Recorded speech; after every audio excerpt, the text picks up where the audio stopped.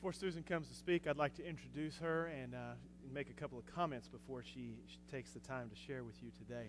When you go to church, sometimes we think that God is still not doing some amazing things in this world. Sometimes we kind of get in a rut and we think God is not in the business of changing lives in powerful ways and in significant ways. And I want you to recognize something very important for us who are gathered right here, right now.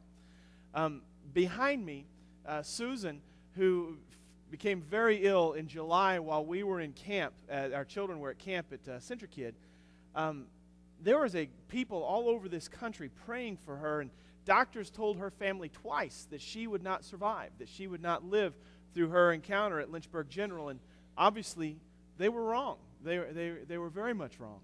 During the course of her recovery, Lindsay Bareford, where's Lindsay? Lindsay, raise your hand. Lindsay and I went to see her, and it was a fluke that Lindsay and I went to see her. I'd asked Veronica to go with me to MCV, and when Veronica couldn't go, I asked Kirby Rock to go with me, and Kirby was planning to go, and then he had to back out, and Lindsay happened to be in the office with me that day, and I said, Lindsay, come with me. And just steps from the entrance to MCV, Lindsay's heart quit. Lindsay died right in my arms. And because we were so close to the emergency room, EMTs were on him within 30 seconds, and Lindsay was brought back to life. If he hadn't have been with me, if he'd have been cutting his grass, Lindsay would not be sitting where he's sitting right now. And right over here to my left is another fellow named Chip Toby that, again, doctor said, not going to make it. And he's here. And when we talk that God is not in the business of healing lives or healing relationships or giving purpose or giving us direction, man, we just don't open our eyes. We don't have eyes that see. And Susan is going to share with us some interesting things of her life, her journey, her faith. But there's another message I think is going to be said that needs to be said. I asked a young couple that I'm going to do their wedding for in July 19th, to come up here for some premarital counseling today. And I asked them to specifically come on this day so they could hear Susan, but they could see Josh. Because when Susan was in the hospital, this man did not leave her side. For months on end, he lived at MCV, and then at the second hospital she went to in Richmond. and for me, that love that stuck with his wife day after day after day is a legacy that all soon-to-be married and all married couples need to see. That type of commitment, it's amazing. And again, we can look around this room and see that in other places, but that's a great story, Josh. She's got a great story, but you've got one too. And then her boys, Paul and Will, who are with us, we're glad to have them here as well. So at this time, I'm going to invite Susan to come and share with you, and I hope the Lord speaks to you. For those of us who are going through sadness and brokenness, she's got a message of hope and redemption that only comes through Jesus.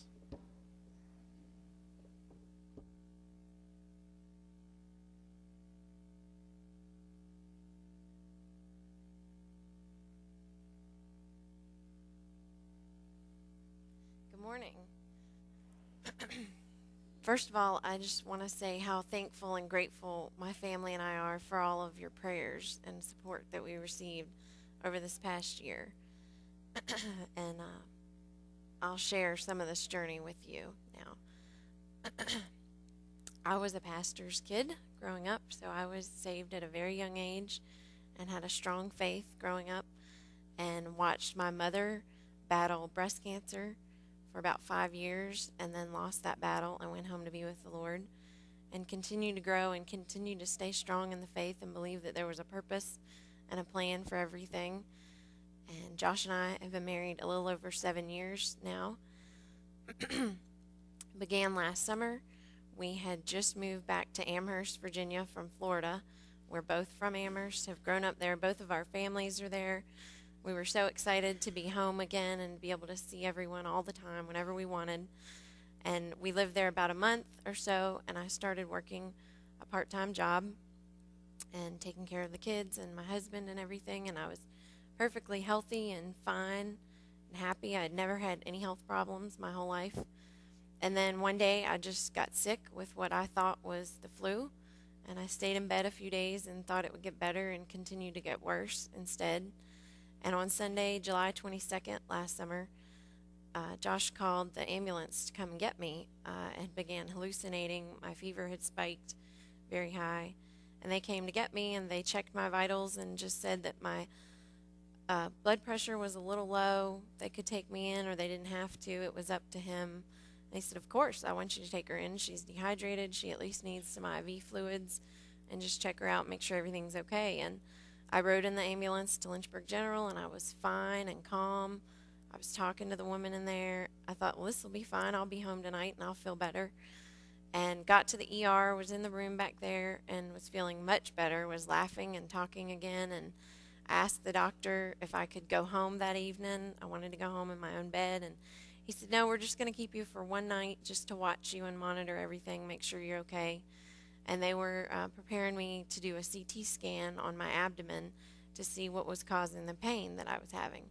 And as I went back to that room to do the CT scan, the pain came over me again in my stomach, and it was the worst pain that I've ever felt in my life. It was worse than childbirth 2 times, and I couldn't lay still on that table long enough to do the scan. I couldn't be quiet. I was crying and screaming, and at that same time, my blood pressure dropped dramatically, and all my vitals started to go out of sync, and so they rushed me up to the ICU at General, and that night they prepared me for exploratory surgery where they open up my abdomen and look. They thought it might have been my appendix or gallbladder.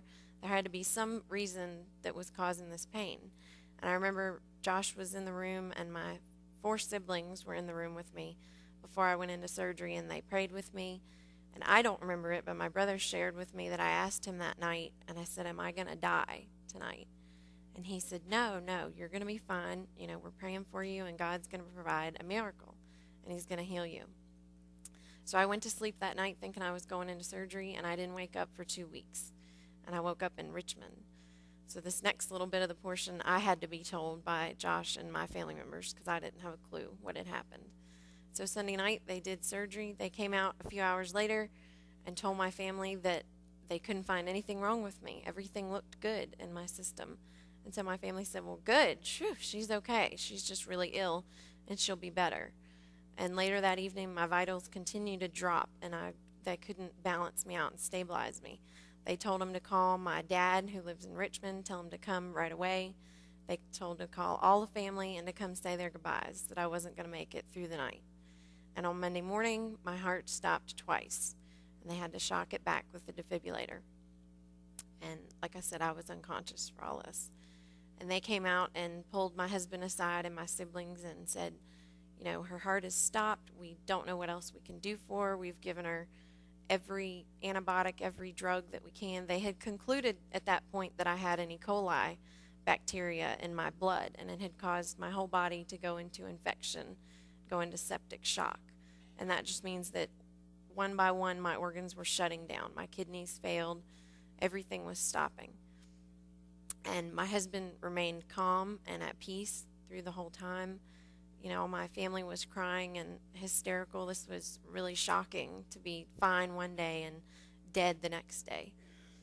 And the doctor, who we found out later, was not a Christian and didn't believe in God and performing miracles. And he tried to explain to my husband that I had died.